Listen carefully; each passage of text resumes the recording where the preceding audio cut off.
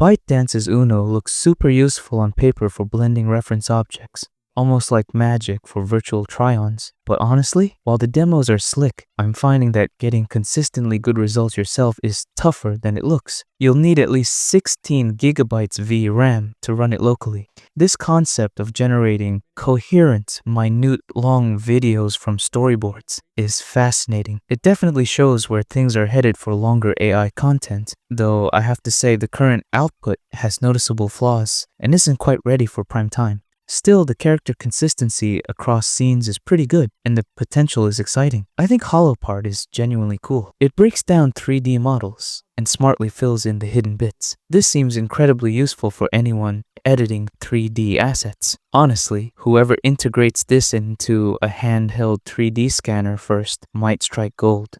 I'm pretty hyped about HyDream. It feels like the next big open source, uncensored image model, potentially even edging out Flux based on early tests and rankings. It seems like the best free option right now, although I've heard the setup process has gotten a bit trickier recently. Generating high quality SVGs from text or images is something I've wanted to see done well, and Omni SVG looks like it finally nails it. The vectors look incredibly sharp and detailed, much better than previous attempts I've seen. Alibaba's OmniTalker is pretty wild for real-time talking heads. The lip sync and voice mimicry for dub are surprisingly fast and decent. I'm really keen to see where this real-time tech goes. Even if the eyes look a bit uncanny sometimes, seeing those Engine AI and Unitree robots doing flips and autonomous boxing really drives home that this isn't just CGI anymore. They're legit impressive, though watching them shed parts makes me chuckle. Maybe they need their own cleanup bots. It does make you think though, teaching AI to fight after it learns everything about us. What could go wrong? Kawasaki's robot horse concept. I'm not really sold. I get the idea for rough terrain where wheels fail, maybe for rescue or military niches. But honestly, it looks awkward, potentially dangerous for the rider's legs, and powering it with hydrogen seems wildly inefficient at this scale. It feels more like a gimmick than the future of transport, even if riding a giant robot dog sounds fun in theory. Google's events showcased their muscle, the powerful Ironwood TPU, and yes, the name is ripe for jokes. Their upcoming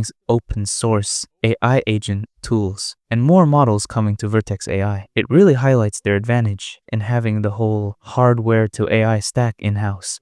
Okay, so Google says Veo 2 is free in AI Studio now, but my experience and what I'm hearing constantly is that it's barely usable due to super strict limits and censorship. If you can even access it, many people still can't see the option. Plus, that crucial warning about getting slapped with unexpected charges on the related Vertex AI platform if you don't meticulously disable billing after the trial is something everyone needs to hear. This new face animator looks seriously good. It handles lip sync from audio and mimics facial movements from video, combining them for really expressive results. It seems more accurate and natural than a lot of tools I've tried, even if the head movement could be smoother. Meta's Llama 4 launch feels like a bit of a dud, frankly. Having a massive 10 million token context window sounds impressive, but based on all the independent benchmarks, it just doesn't perform well, especially using that context. It really seems like Meta's fallen behind the curve compared to Google, OpenAI, and Anthropic right now.